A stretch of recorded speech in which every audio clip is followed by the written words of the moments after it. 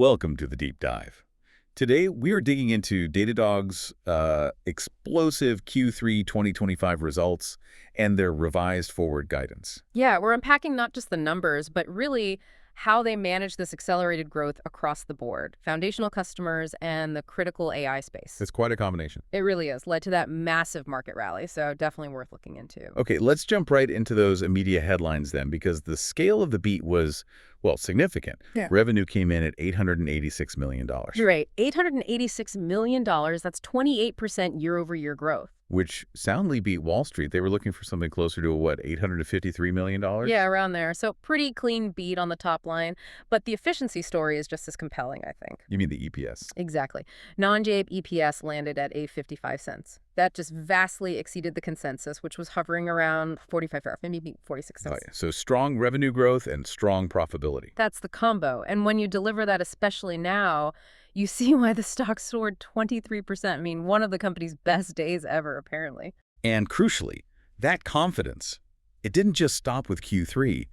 They backed it up by raising their forward guidance pretty substantially. He did, yeah. For Q4 2025, the revenue outlook is now projected between $912 million and $916 million. Which is comfortably ahead of the $887 million analysts were projecting. Comfortably. And that immediately pulls up the full-year revenue outlook, too. Now looking at $3.386 billion to $3.390 billion. Wow, so that implies, what, 26% year-over-year growth for the whole fiscal year? That's right. Pretty impressive top-line growth.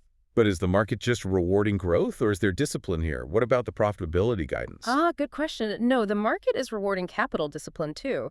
They project non-GAAP operating income for Q4 between $216 million and $220 million.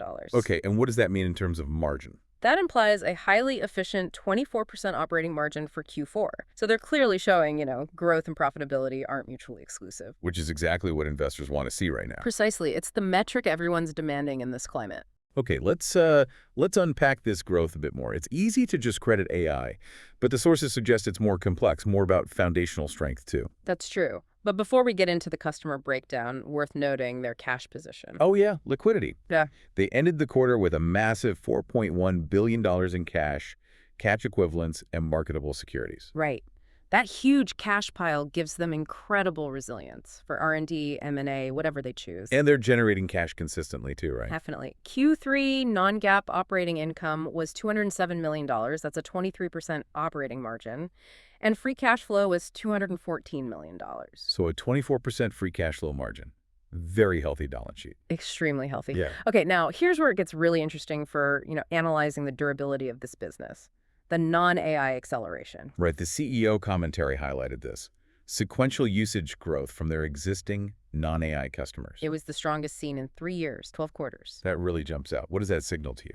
Well, it was the critical inflection point that I think surprised Wall Street. If you strip out the high-flying AI customers entirely. Which are obviously growing fast. Exactly. But even without them, the year-over-year revenue growth for the rest of the business still accelerated to 20%. And that was up from 18% in Q2. So something fundamental shifted. It looks like it. It suggests enterprises are maybe resuming cloud spending, application modernization efforts, driving consumption of core Datadog products again. And you see that broad strength reflected in their enterprise commitment figures, too. The big spenders. The ones with $100,000 or more in annual recurring revenue, ARR. Yeah, those grew to 4,060. That's up 16% year over year. And those big customers, those whales, they account for about 89% of total ARR. Shows incredible loyalty, deep integration. So the big customers are sticking around and presumably spending more. They are. But what's also compelling is the new bookings momentum. You see that in the remaining performance obligations, or RPO. Okay, RPO. That measures booked future revenue, essentially. Right. And RPO grew 53% year over year to $2.79 billion. Hold on. 53% RPO growth. Yeah. But current revenue is growing at, what, 28%? Yeah. Does that mean they're signing longer, bigger deals that just haven't hit revenue yet? Or is it a sign of maybe slower consumption expansion right now? That's a sharp question. The sources seem to suggest the former, stronger, longer-term bookings. Okay. And the breakdown kind of supports this. They mentioned the increased effectiveness of their sales capacity. The part of year-over-year revenue growth coming from new customers actually increased significantly. Oh, It jumped to 25% in Q3, up from 20% in Q2. So they seem to be landing bigger initial deals faster. so the strategy is working. Ramp up sales, sign larger lands, and then set the stage for that classic land and expand motion later. Precisely. They're scaling their go-to-market engine, capturing new enterprise logos with larger average deal sizes right off the bat. Which provides the runway for that future 53 per SIFTY RPO growth to eventually filter into higher actual revenue growth down the line. That seems to be the plan. Makes sense. Okay, now we have to talk about the sector everyone's watching, AI. Even with that core strength, the AI cohort is clearly growing incredibly fast and shaping the platform's future. Absolutely. The AI native revenue segment now represents 12% of Q3 revenue, 12%. And that's up from what? up from just 6% a year ago, so doubled its share in a year. And that group includes, what, over 500 AI native companies using Datadog now? Yep, over 500. And the quality there is impressive too. How so? They highlighted that 15 of those AI companies are already spending over $1 million annually with Datadog. $15 million plus AI customers already. Wow. And they even called out signing a massive 9-figure annualized expansion deal with their single largest AI customer. 9 figures, that's huge. It is. The note said it was an early renewal securing better economics for a higher commitment, basically locking them in long term. That deal alone just underscores how mission-critical Datadog must be for scaling these complex AI applications. For sure. But the long-term play isn't just observing other people's AI, it's also about weaving AI into their own platform to make it stickier for everyone. And the platform scale itself points to that stickiness. They hit a milestone of over 1,000 integrations. Right, over 1,000. I think that number gives you a great visual of just how deeply Datadog gets embedded in a company's tech stack. It really paints a picture. Yeah, and when you look at those customers spending over $1 million a year, they're using, on average, more than 150 integrations. 150. They are completely dependent on Datadog for running core operations at that point. Utterly dependent. Okay, so let's talk about their own AI product roadmap then. We heard about the full stack of AI, observability, and security products. But the star seems to be these Bits AI agents. What exactly are they? So the Bits AI agents are basically specialized AI assistants for site reliability engineers, SREs, developers, security teams. Assistants, yeah. They handle initial troubleshooting. They can draft instant responses automatically, things like that. They also launched something called the Datadog MCP server. MCP server. Yeah, it acts as a bridge, basically connecting those Bits AI agents directly to all the different Datadog data sources they need to function. Interesting. What's also fascinating is their investment in more fundamental AI research. Yeah. Like that time series foundation model. TOTO. EOTO. Yeah, TOTO. It's been one of the top downloads on Hugging Face, apparently, across all categories, not just time series. So why does a foundational model like that matter for a commercial platform like Datadog? Seems a bit removed. Well, it serves a couple of purposes, I think. First, it powers the effectiveness of their internal agents, like Bits AI, gives them a proprietary edge in understanding complex IT operations data. Makes sense. Better models, better agents. Exactly. And second, being successful in fundamental research, like TOTO's popularity, it's a massive magnet for attracting top-tier machine learning talent. Keeps them ahead of the curve. Good point. Talent acquisition is key.